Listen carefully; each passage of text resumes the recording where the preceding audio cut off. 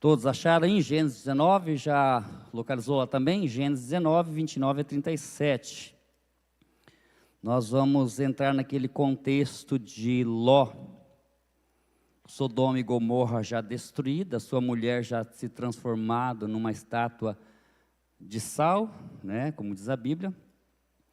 E aconteceu que, destruindo Deus as cidades da campina, lembrou-se Deus de Abraão e tirou Ló do meio da destruição, derrubando aquelas cidades em que Ló habitava. Então, nesse episódio, Abraão recebe a visita dos 3 anjos, né? E a gente entende que era o próprio Deus que estava ali, avisando Abraão da destruição de Sodoma e Gomorra, e Abraão intercede junto a Deus por Ló. E Deus então lembra de Abraão aqui e tira Ló do meio da destruição. Então subiu Ló de Zoar e habitou no monte, e as suas 2 filhas com ele, porque temiam habitar em Zoar, e habitou numa caverna, ele e as suas 2 filhas. Então a primogênita disse à menor: nosso pai já é velho, não há homem na terra que entre a nós, segundo o costume de toda a terra. Vem, demos de beber vinho ao nosso pai, deitemo-nos com ele, para que em vida conservemos a descendência de nosso pai. Só um parênteses aqui, alguns teólogos discutem e defendem que as 2 filhas de Jó tomaram essa atitude por acharem que toda a terra havia sido destruída pelo fogo e só sobrou o pai como homem para gerar descendente na terra, né? Então elas pensou, vamos começar de novo. Há outros que já defendem não, que por passar em Zoar, que era uma cidade ali próxima onde eles estavam, existiam pessoas que não foram destruídas. Então, já tem alguém que diz que isso não pode ter acontecido. Então, a primogênita disse, vai lá, vem, demos de beber vinho ao nosso pai, deitemo-nos com ele, para que em vida conservemos a descendência de nosso pai. E deram de beber vinho ao seu pai naquela noite. E veio a primogênita e deitou-se com seu pai, e não sentiu quando ela se deitou, nem quando se levantou. E sucedeu no outro dia que a primogênita disse à menor: vês aqui, eu já ontem à noite me deitei com meu pai, demo-lhes de beber vinho também esta noite, e então entra tu, deita-te com ele, para que em vida conservemos a descendência de nosso pai. E deram de beber vinho ao seu pai também naquela noite. E levantou-se a menor, deitou-se com ele, e não sentiu ele quando ela se deitou, nem quando se levantou, porque ele estava bêbado, tá? Ló estava podre de bêbado. E concebeu as 2 filhas de Ló, de seu pai. E a primogênita deu à luz um filho e chamou-lhe Moabe. Este é o pai dos moabitas até o dia de hoje. Quando você lê e ouve sobre os moabitas, então os moabitas são descendentes de Ló com uma de suas filhas, né? No caso aqui a primogênita, né? E a mais nova também deu à luz um filho e lhe chamou Ben-Ami. É o pai dos filhos de Amon até os dias de hoje. Então, Amon e Moabe, 2 nações que descenderam de Ló desta situação. Uma embriaguez e um incesto, tá certo? Então, para nós entendermos um pouco, nós precisamos conhecer a lei sobre relações sexuais ilícitas, tá? Embora o fato tenha acontecido antes da lei de Moisés, isso não muda o caráter de Deus. Se Deus já haveria premeditado ou planejado estabelecer uma lei para relações sexuais dentro do povo, com certeza já estava muito antes da fundação do mundo esse caráter impregnado, né, em Deus. Então, e aí nós precisamos então conhecer, tá, essa lei que está em Levíticos, e conhecer também a diferença entre a vontade permissiva de Deus e a vontade soberana de Deus. Quando eu estou agindo na vontade soberana de Deus, é uma coisa, é um princípio.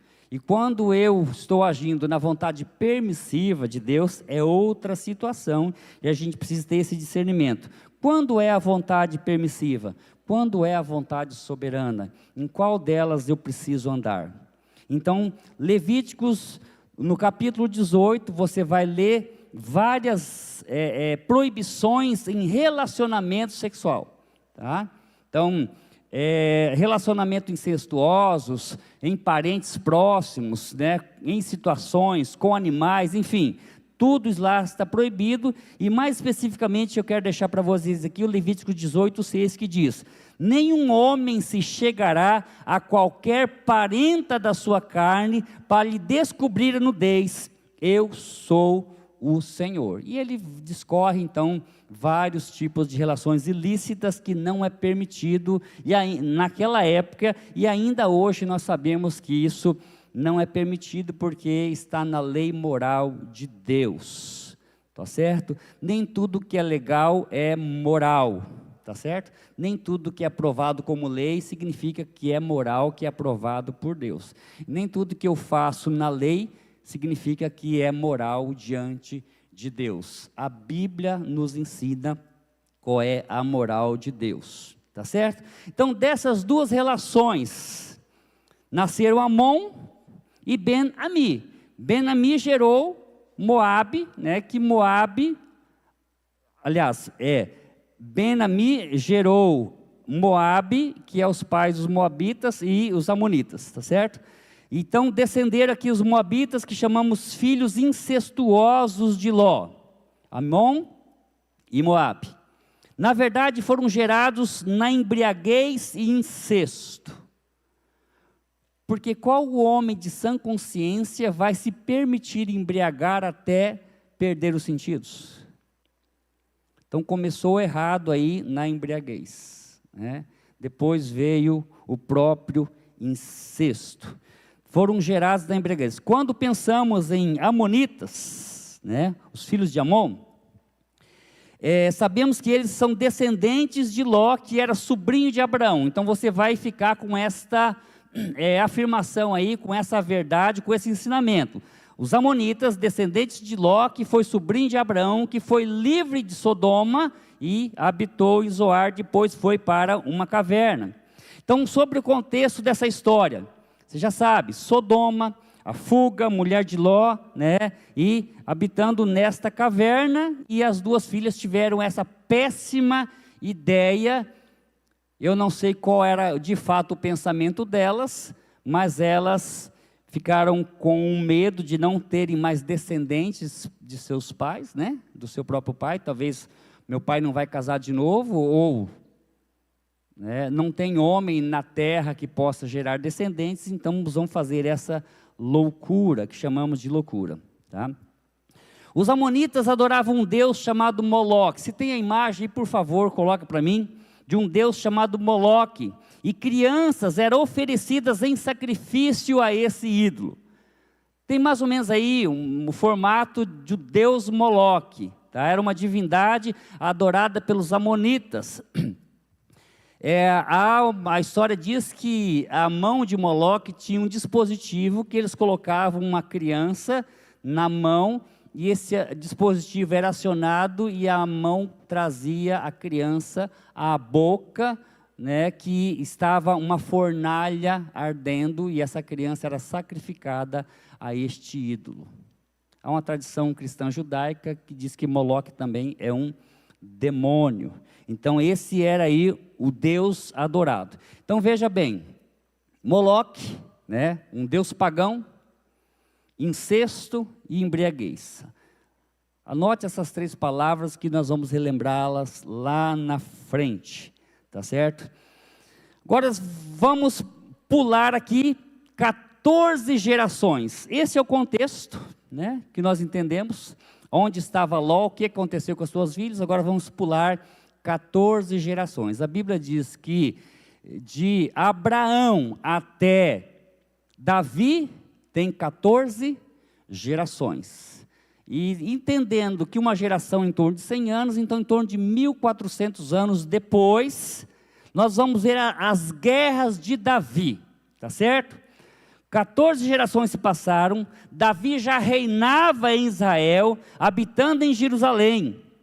E os amonitas, nesta época aqui de Davi, Saul destronou os amonitas, Saul lutou contra os amonitas, mas nessa época aqui, Davi tinha uma aliança, os amonitas pagavam tributos para Israel, então Davi tinha uma aliança, Davi tratava muito bem o rei dos amonitas, né? E o que aconteceu? Neste tempo morreu o rei Naás, que era o rei dos amonitas, que era amigo de Davi, e seu filho reina em seu lugar. Você vai encontrar isso a partir de 2 Samuel, no capítulo 11. E o filho de Naás reina em seu lugar, e esse filho quebra a aliança com Davi. Quebra. Volta a ser inimigo de Israel. Então os amonitas voltam a ser inimigos de Israel, e Davi então manda e vai com soldados e vence a primeira guerra depois dessa quebra de aliança. Você vai entender tudo ali em 2 Samuel, tá certo? E morre o filho, quebra a aliança, e Davi entra em guerra e vence a primeira batalha. Eles vencem. Mas o que a Bíblia vai dizer? Nós vamos ler o texto em seguida. Decorrido um ano desta guerra, passou-se um ano dessa vitória de Israel sobre os amonitas, ok? Davi manda Joabe com todo o exército para destruir os amonitas. Olha, você vai, destrói por completo os amonitas, mas eu vou ficar no palácio. Eu vou ficar aqui. Eu não vou subir com vocês, mas vocês vão e destroem totalmente os amonitas. Então, decorrido um ano, Davi envia o seu exército para destruir definitivamente os filhos de Amon. Ele fica, e aí acontece o que nós vamos analisar a partir de agora, sobre as consequências do pecado de Davi. Davi fica no palácio. Então abre lá a sua Bíblia, ou posta aí para nós no telão, 2 Samuel 11, nós vamos ler do versículo 1 ao versículo 5. Certo? 2 Samuel. Decorrido um ano, no tempo em que os reis costumam sair para a guerra, enviou Davi a Joabe e os seus servos, e com ele a todo o Israel, que destruíram os filhos de Amon e sitiaram Rabá. Porém Davi ficou em Jerusalém. Lembra-se que era tempo de os reis saírem à guerra, e Davi fica em Jerusalém. Uma tarde, levantou-se Davi do seu leito e andava passeando no terraço da casa real. Daí viu uma mulher que estava tomando banho. Ela era muito formosa. Davi mandou perguntar quem era. Disseram-lhe: é Betseba, filha de Eliã, mulher de Urias, o heteu. Então Davi enviou mensageiros que a trouxesse. Ela veio e ele se deitou com ela. Tendo-se ela purificado da sua imundícia, voltou para a sua casa. A mulher concebeu e mandou dizer para Davi: estou grávida. Interessante, né? A gente acha que o pecado vai ficar oculto. E a mulher volta para casa, se purifica, passa o tempo e disse: Davi, estou grávida. E agora? O que Davi vai fazer? O rei, né? Cometeu uma loucura, por quê? Porque ele não estava onde deveria estar, ok? Então, geralmente, quando nós cometemos os piores erros, irmãos, em seguida vem a bomba, em seguida vem a cobrança, em seguida vem a fatura, e Davi começou a receber a sua fatura. Lembre-se do tema da mensagem, lá atrás, qual que é? A brecha está aberta. E nesse episódio, presta atenção aqui que eu quero que vocês entendam o meu raciocínio. Nesse episódio, Israel está lutando contra quem? Os filhos de Amon. Quem eram os filhos de Amon? Os filhos incestuosos, os filhos da promiscuidade sexual, os filhos da embriaguez, os filhos de Moloque. E Davi, como comandante, como general, que deveria estar lá junto com seus companheiros, protegendo e sendo uma cobertura espiritual para os seus soldados, estava cometendo adultério no palácio. Então este principado, esses demônios, tá? Saem de lá da guerra e vêm para dentro da casa de Davi. Presta atenção no que eu estou dizendo. Davi não vigia, está no lugar errado e na hora errada, olhando para onde não deveria, né? Deus deu mais importância aos desejos da sua carne do que poderia acontecer em sua própria casa. Ele não mediu as consequências do que poderia acontecer com tamanho ato, com tamanha loucura que ele estava cometendo dentro da sua casa. Pois não se tratava só de um rei, se tratava de um pai de família, se tratava de um homem casado, e se tratava de uma mulher que tinha um marido, né? Não era só de um rei, né? E a mulher que ele desejava, ela era casada com um dos seus valentes, que estava lá no campo de batalha. Que infidelidade, que traição, que sacanagem, perdão da palavra.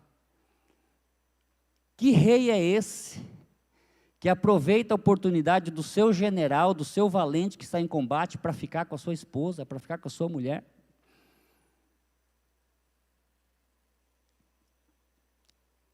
Além de ser uma guerra física, irmãos, existia e existe uma batalha espiritual por trás dessa guerra.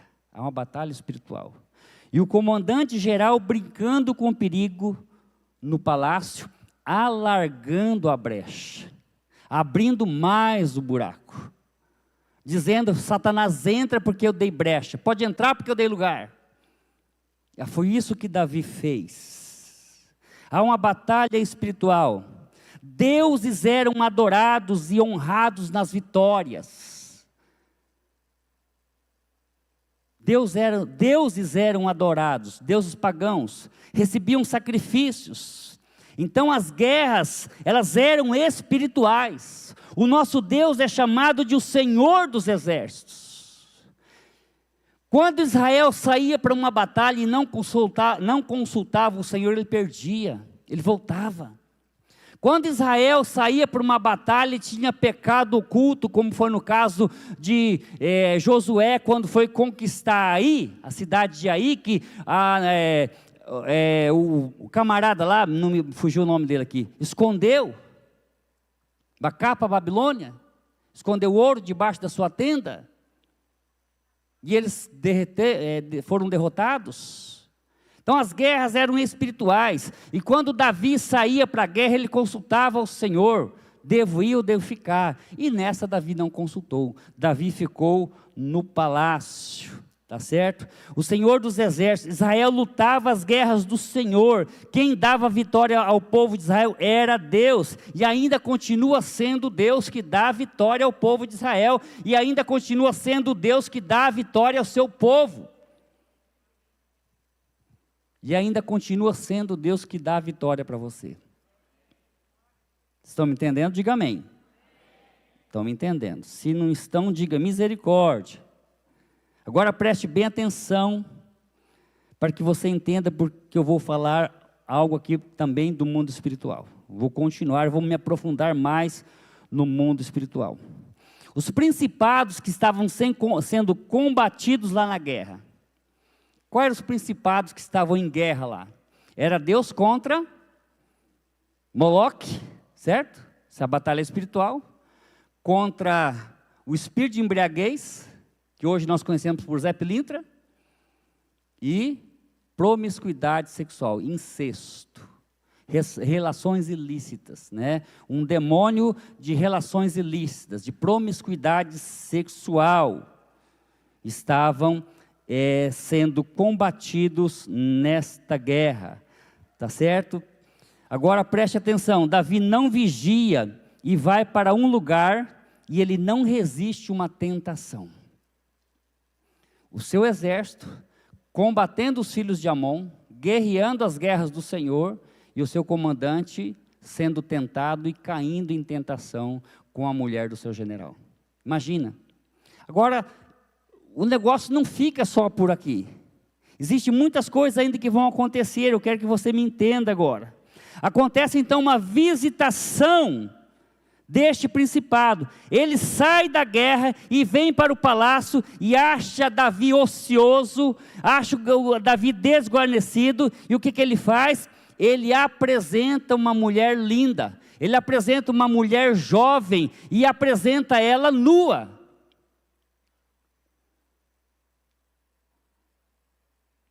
E você sabe pela história que Davi ele era mulherengo, né?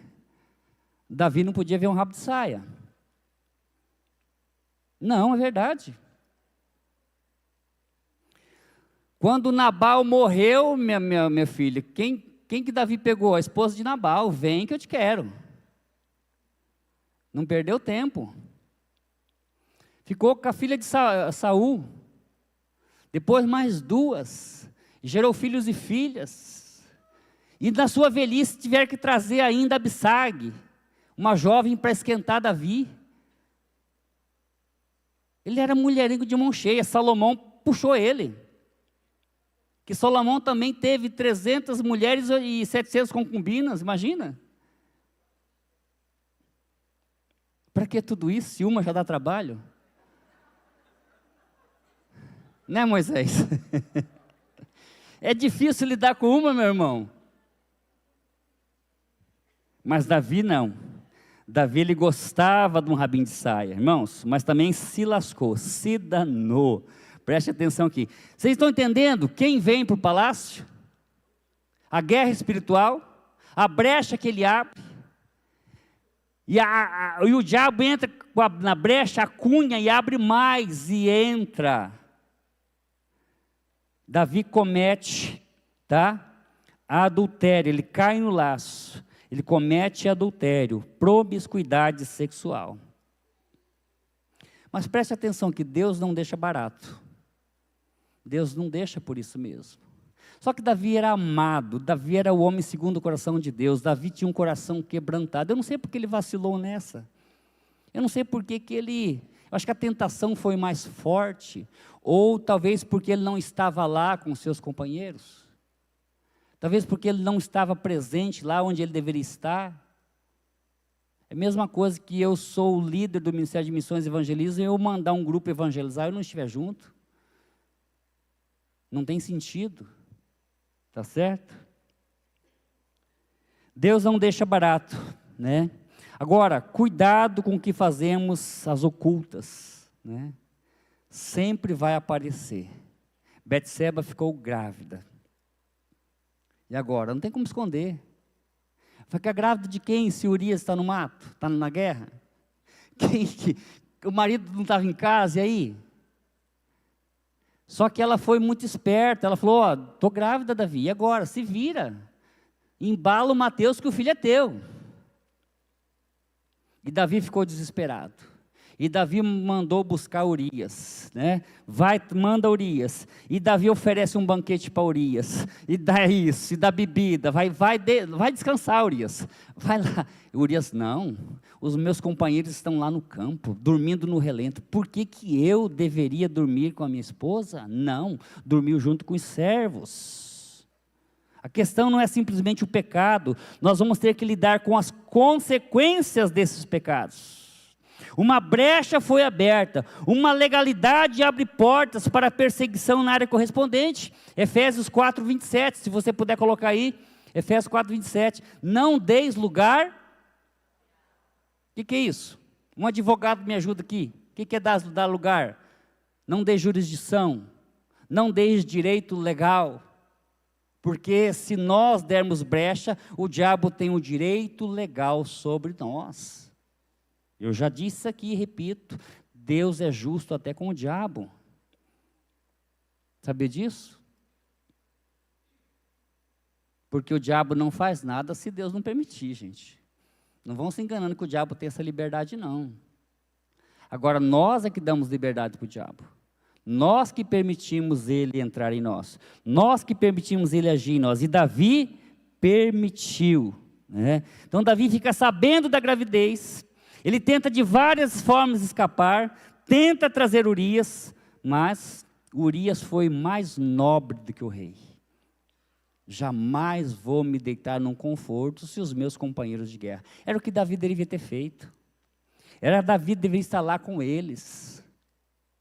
Mas Urias foi mais nobre do que o rei. Imagina você almoçar ou jantar, ter um banquete com o cara que dormiu com a sua mulher?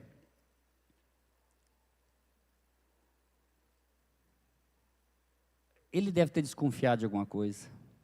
A Bíblia não fala, mas com certeza. Só que Urias era um homem nobre, um homem fiel. Ele era fiel ao rei.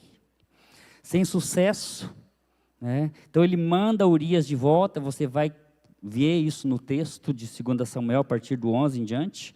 Ele manda Urias de volta com a sua própria sentença de morte. Uma carta para Joabe. Coloque Urias no pior lugar da batalha para que morra.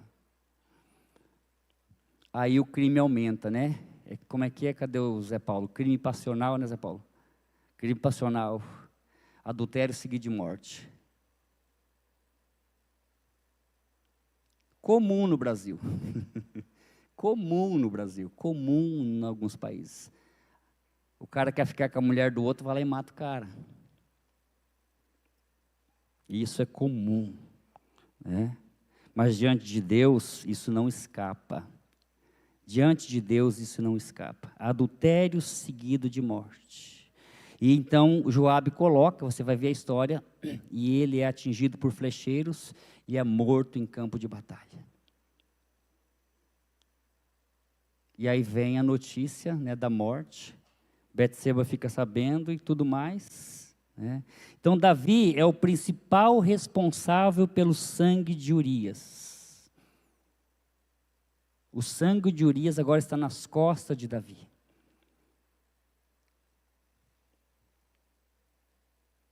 E por quem morreu Urias?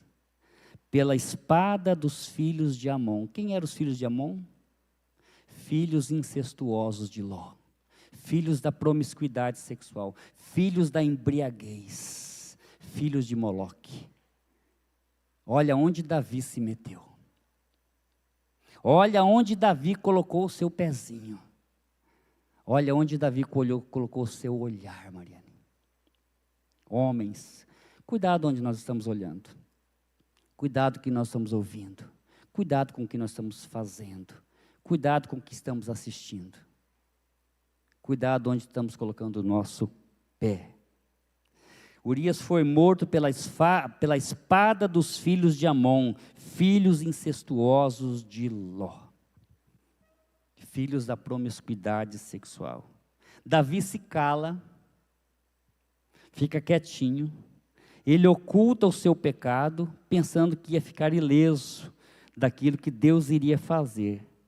Então, nesse calar, ele começa a definhar, Deus rouba-lhe a paz, perde a alegria da salvação, ele começa a ter podridão nos ossos. Olha o que ele vai dizer em Salmos 32, 3 e 4, que ele fala depois que ele confessou: enquanto eu calei, pois aí, os meus pecados. Ele está se referindo a esse silêncio, até ser confrontado.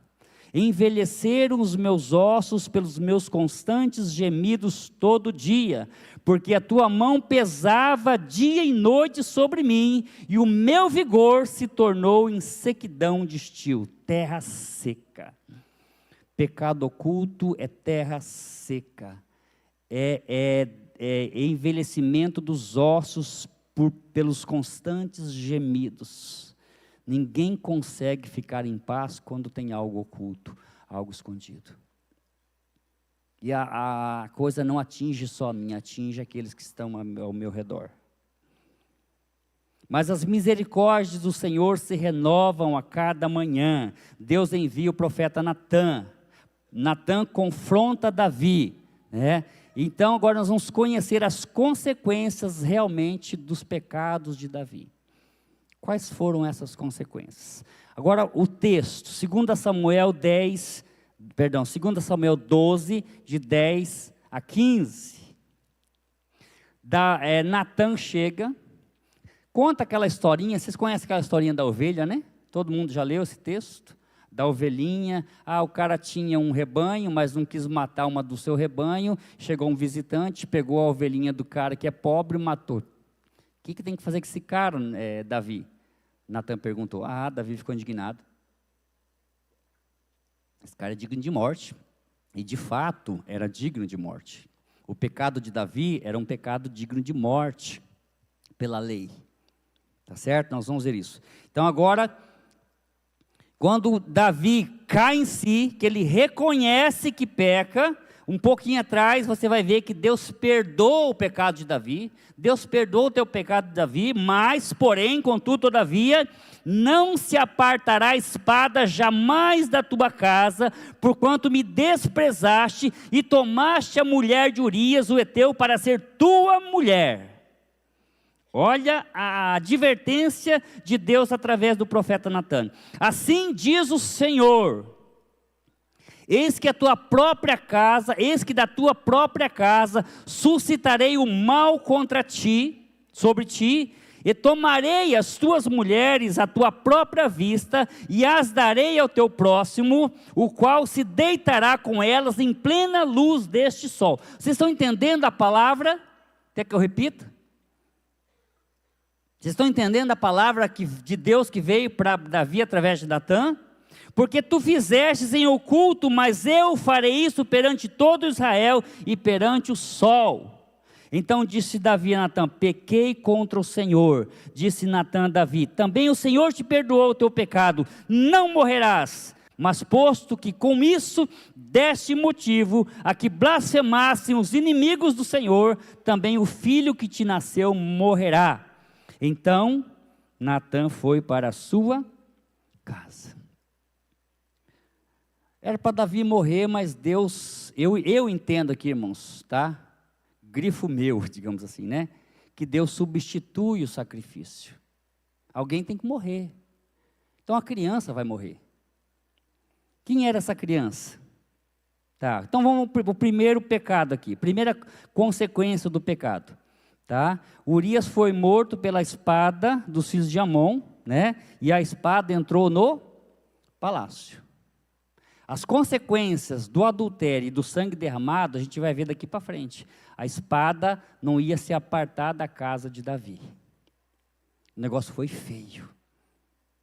O que se sucede, ou as consequências daqui para frente, são tudo consequências deste pecado, né? E da brecha que estava aberta de estarem lutando lá, né, contra os incestuosos. Uma brecha aberta lá atrás, e Davi abriu mais uma brecha ainda através do adultério. 2 Samuel 11:24 vai falar da morte de Urias. Segunda consequência, a morte da criança. Quem era essa criança? Um filho bastardo, fruto de adultério. Era essa criança. Imagina se essa criança sobrevivesse. Quem seria essa criança? Ah, lá vai o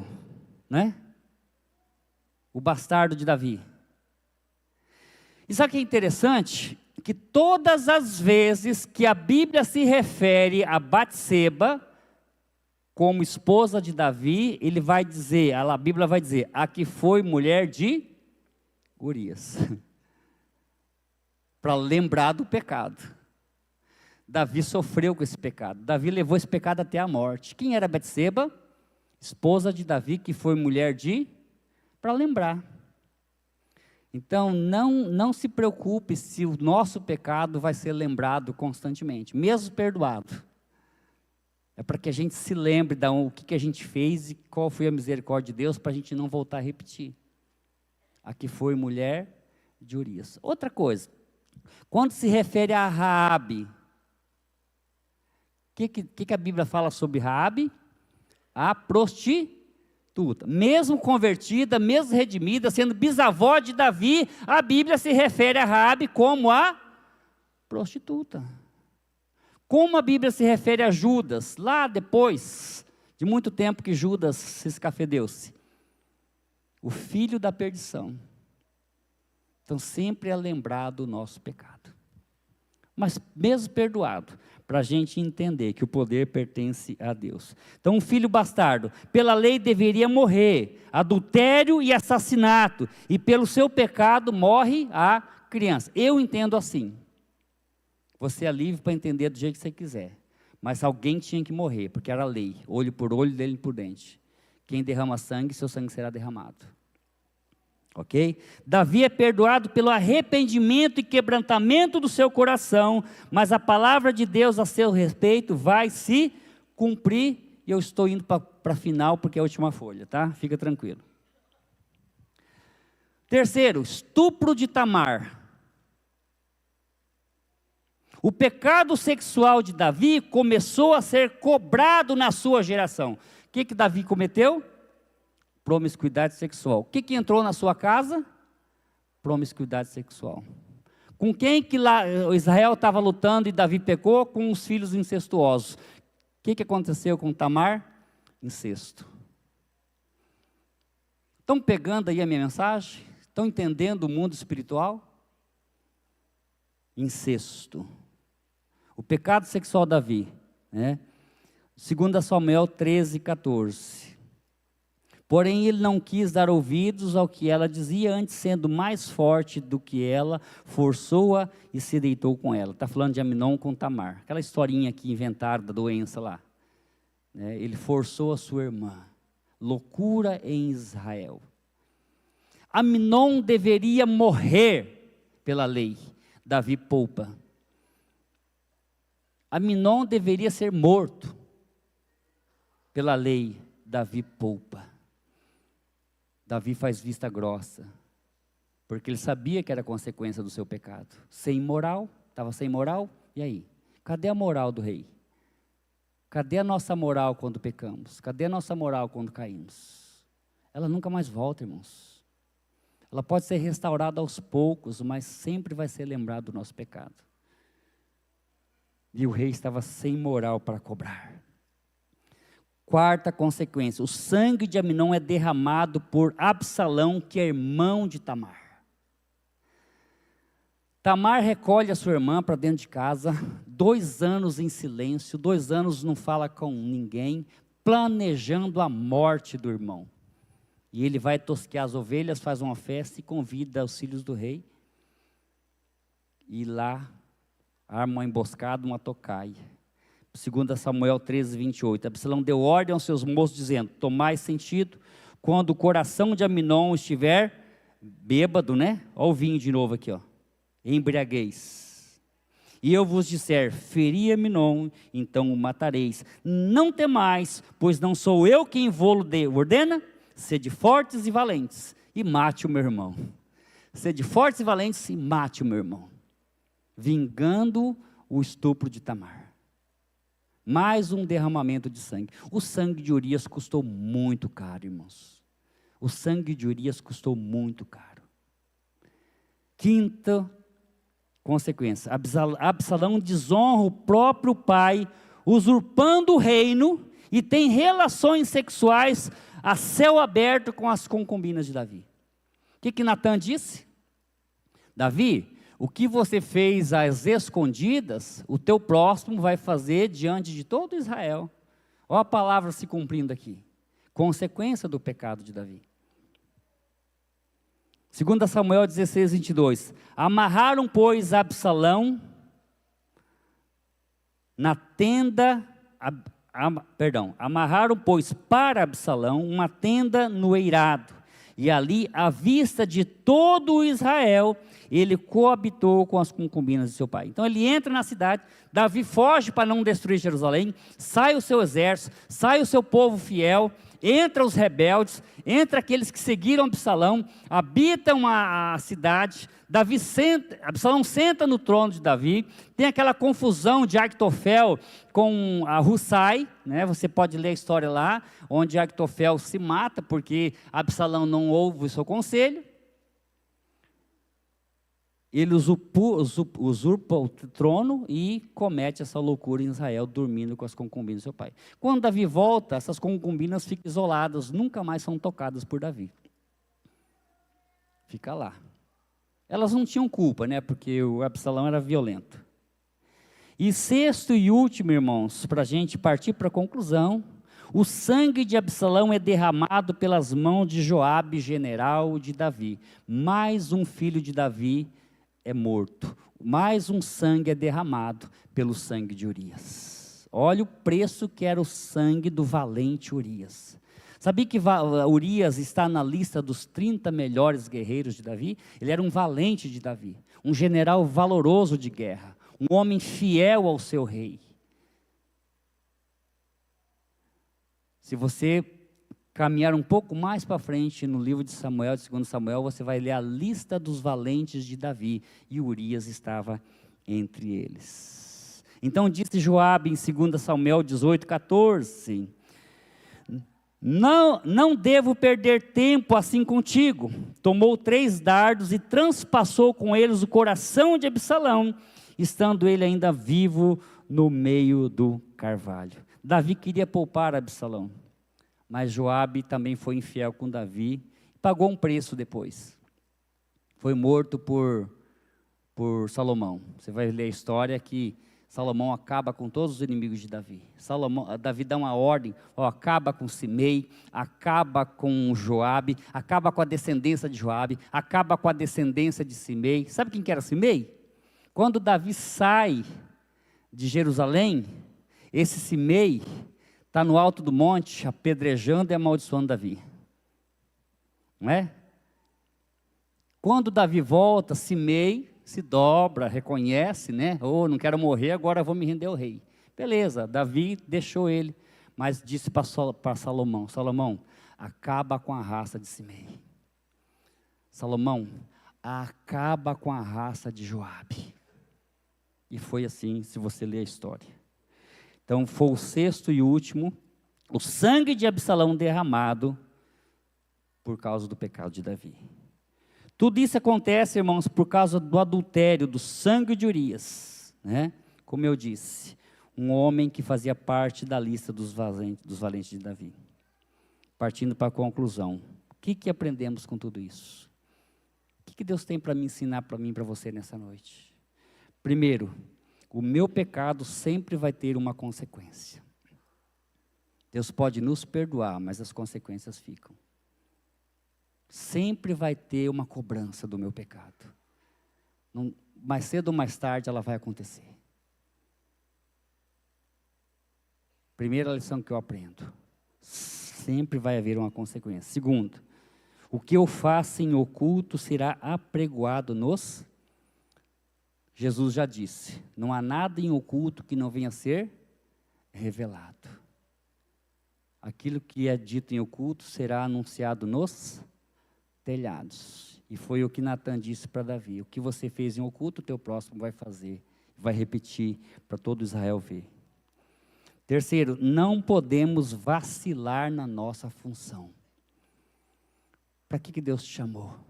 Onde é o teu lugar para você estar? Qual é o teu campo de guerra? Qual é o teu campo de batalha? Você está firme na sua posição de atalaia? Você está firme no seu posto, naquilo que Deus te chamou? Não podemos vacilar em nossa função. Quarto, Deus nos perdoa através do arrependimento e confissão, mas isso não nos isenta das consequências, e princípios jamais devem ser quebrados. Não se quebra princípios. Eu costumo dizer, já disse aqui várias vezes, eu não sei se essa frase é do pastor Cote, mas quando você quebra um princípio, o princípio te quebra. Não quebre o princípio, porque aquele princípio vai te quebrar. E quinto e último, não carregue nada escondido. Davi se calou e se lascou. Tiago 5,16 diz que nós devemos confessar nossas culpas, nossas falhas, nossos erros uns aos outros. E orar uns pelos outros para serem curados e sarados. Então não vamos carregar nada em oculto. Deus quer uma vida transparente. Porque aquilo, irmãos, que está escondido e não é confessado, não é trazido para fora, está fermentando. Uma hora estoura, uma hora explode, uma hora aparece. E quanto mais cedo eu tratar disso, quanto mais cedo eu resolver essa situação, mais cedo eu vou estar livre. É um alívio quando eu abro o coração, é um alívio quando eu confesso, é um alívio quando eu libero o perdão, é um alívio quando eu sou perdoado. E repito, Tiago 5,16 é uma verdade. Quando eu confesso os meus pecados para Deus, eu sou perdoado. E quando eu confesso para alguém que pode me ouvir, a Bíblia diz que eu sou sarado, que eu sou curado. Porque o pecado nos machuca, o pecado nos fere, o pecado traz consequências. E na minha confissão, na minha transparência, e que alguém ore por mim, a Bíblia diz que eu sou sarado, que eu sou curado dessa consequência. Amém? Até aqui nos ajudou o Senhor. Que o Senhor possa fazer frutificar essa palavra. E a exemplo de Davi, a gente possa vigiar, a gente possa guardar a nossa casa, possa guardar o nosso tesouro, não vacilar, não resvalar o nosso pé, não andar na beira do abismo, mas buscar na palavra de Deus os princípios, aquilo que Deus tem para cada um de nós. Que você possa, com esta palavra,